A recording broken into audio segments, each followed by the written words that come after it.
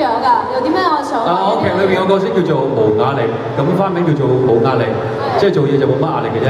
咁其實就唔係嘅，內心咧就其實成日諗緊好多嘢嘅，有啲責任感嘅，只不過就唔會外露嘅啫。因為我嘅工作咧就係發展及研製部嘅，所以唔需要好多體力勞動嘅。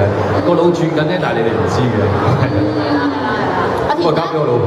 咁我個劇入面嘅角色叫寧靜，咁叫阿玲啦。咁其實就係一位咧好善良，但係咧好按規矩辦事嘅一個女仔嚟嘅。好唔似自己喎。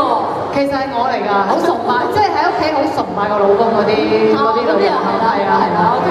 咁啊，有冇啲咩上位招數同大家講下咧？上位招數咪做多啲壓力咯。